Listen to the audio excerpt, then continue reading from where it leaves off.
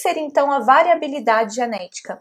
Quando eu falo que uma população tem variabilidade genética, o que eu estou dizendo? Gente, a variabilidade genética são as diferenças que você encontra nas suas populações, tá? Então, eu não sei cadê meu estojo de canetinha que eu sempre uso aqui para explicar para vocês, mas tudo bem. Pensa aí em várias canetinhas coloridas, tá? Então, é como se fossem várias canetinhas coloridas, mas a caneta é uma só.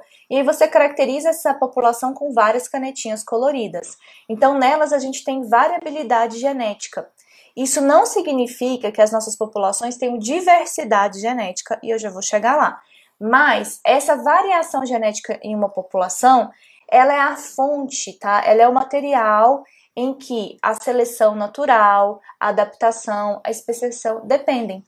Sem variação, você não consegue ter processos evolutivos. Por quê? Porque sem a variação não vai ter mudança. E toda vez que a gente está falando de evolução, nós estamos falando de mudanças nas frequências alélicas de uma geração para outra.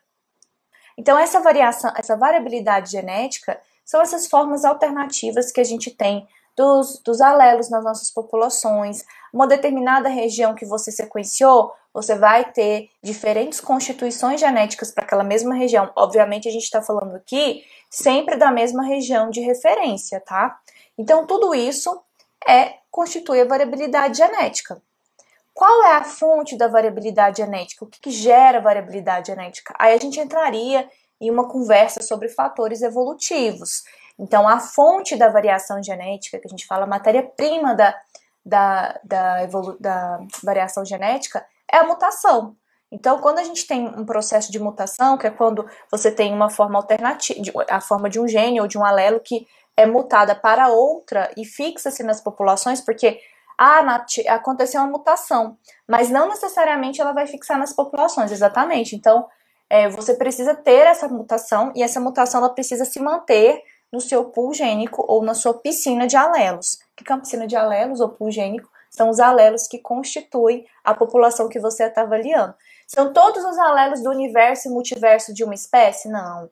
O pool gênico é daquela população que você está avaliando. Então, por exemplo, às vezes você tem um determinado marcador genético e para determinadas populações você não vai encontrar variabilidade genética para aquele marcador.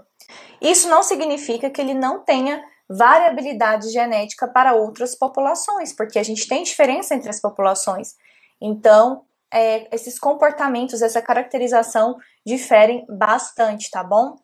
Então, gente, pense aí em novelos de lãs, por exemplo. Você tem várias cores de novelos de lãs, várias conformações, alguns são mais pintadinhos, outros são só de uma cor. Hoje tem uma infinidade de novelos de lã. Eu adoro fazer tricô, né? Então eu fico louca quando eu vejo, embora eu tô parando, eu tenho que voltar a fazer meus tricôzinhos, mas tem vários tipos de lãs que a gente encontra aí. Então pense que essas lãs que a gente encontra, as diferentes cores e texturas, elas são alelos, elas são variabilidade genética de lãs, vamos dizer assim, né? Fazendo um trocadilho. Você tem a variabilidade, você tem formas alternativas, mas elas por si só não vão dizer para mim se tem diversidade genética ou não. Nath, então peraí, você está me falando que eu posso ter alelos distintos em uma população. Sim, estou dizendo isso. Mas que não necessariamente eu tenho uma diversidade genética? Sim, eu estou te dizendo isso.